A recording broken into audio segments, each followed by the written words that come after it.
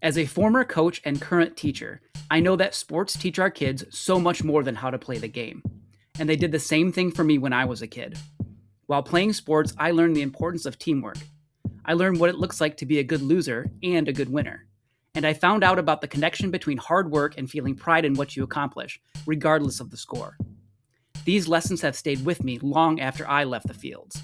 If you have young children in your life, you don't need to wait for them to get out to the diamonds, rinks, or courts to start learning some of those important lessons. Sideline Monsters Baseball Edition, a new book by Emily Harder, follows a young baseballer as they discover how to stay focused, brave, and joyful, even when the monsters get noisy. The sideline monsters in the story clap too loudly, shout too many instructions, or make funny faces when the game gets close.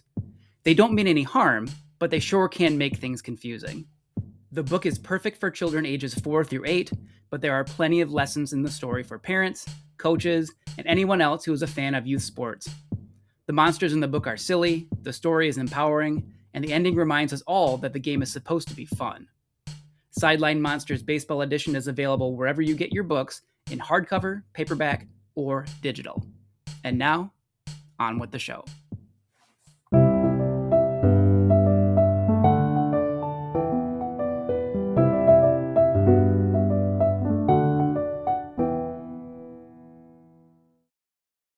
This is Lessons We Forgot, and this episode is called Sisyphus. In Greek mythology, Sisyphus, the wily king of Corinth, is punished in a truly brutal way. Among his many crimes against the gods include deceiving and then incapacitating the god of death, tattling on Zeus, the king of the gods, for one of his many trysts, and then turning several gods against each other for the benefit of Sisyphus alone. So what punishment is suitable for such a blatant slap in the face of the gods of Olympus? Oh, this one is a real doozy. Sisyphus is forced to push a rock up a hill every day, agonizing, straining, and working until he reaches the very top of the hill, only for it to roll back down again every day. And he's cursed to do this task for eternity. I can't think of many fates worse than that of Sisyphus, and Greek mythology is filled with curses and punishments, so that's saying a lot. I'm looking at you, Prometheus, Tantalus, and Cassandra. Sisyphean is a word used to describe a task that is difficult, toilsome, but in the end is just fundamentally ineffective. Unfortunately, some people who work in education see what they do every day fall into that category. I remember a time when I took on a different role at my school than I have now. The district had just made huge cuts across the board, and I found myself, as a newish teacher, doing a combination of teaching social studies and computers, compiling and aggregating data, and also serving as support in a few ELA classes, including reading recovery classes. I probably learned more that year than at any time in my career, so while it sucked at the time, and I'm going to complain about it here, just know that it all worked out in the end. One of the things I actually liked when I did that job was seeing in real numerical terms the progress of our students. Teaching fundamental reading skills can be really toilsome, and it isn't really all that much fun for the teacher or the class. But seeing progress was really motivating for me and my students. I vividly remember celebrating, like actually celebrating, not just acknowledging it, when we got our final results from the school year. We saw students jump up several grade levels in reading proficiency. We saw students who were in the yellow zone for reading fluency make their way to the green zone, and a few who started in the red move up to the yellow.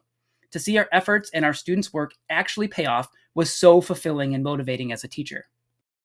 Unfortunately, when we did our initial testing at the beginning of the next school year, we got some shocking results.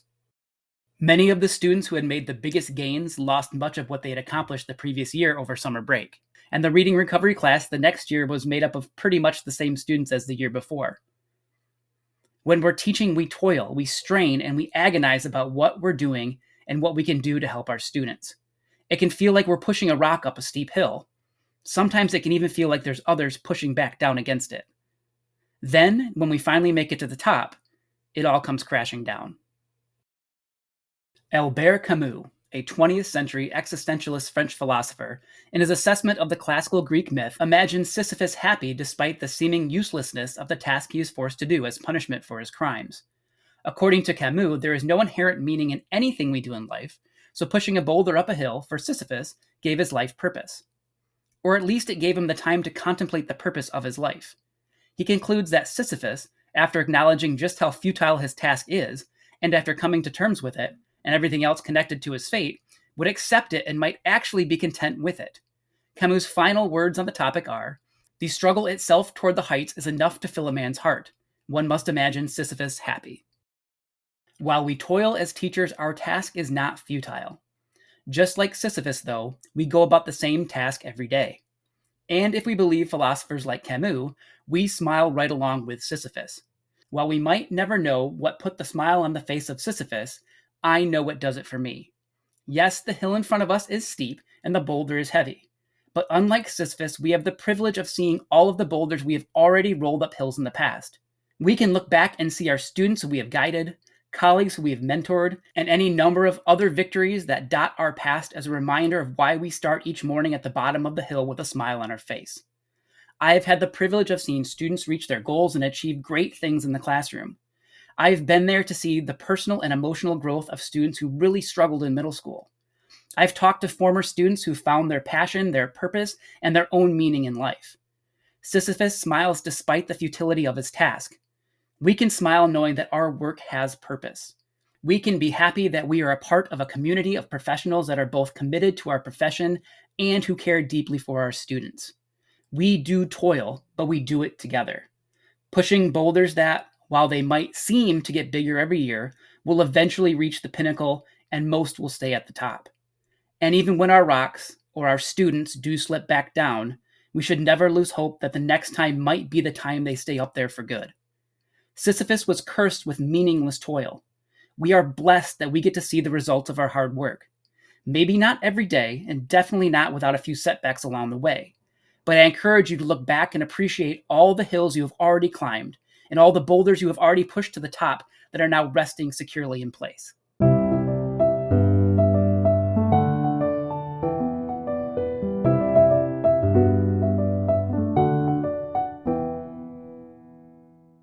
Thank you for listening to this week's episode of Lessons We Forgot. I'm the host, Chris Winkle. You can contact me at lessonsweforgot@gmail.com, and you can follow the show or message Lessons We Forgot on Facebook. Either way, I'd love to hear from you and welcome you to our community. If you really enjoyed this episode, please consider sharing it with a friend. That is the best way to help grow the podcast. If you want to hear more Lessons We Forgot, I post new episodes on Sunday nights. Make sure you subscribe to follow the show on whatever podcast platform you use. And when you rate the show, like an episode, or leave a comment, we can reach even more listeners. If you hate ads just like me, I do have a Patreon site, patreon.com/lessonsweforgot, and for only $1 a month, you can get the show without ads. You can try that out right now for free to see if it's something you'd be interested in. Thanks again for your support.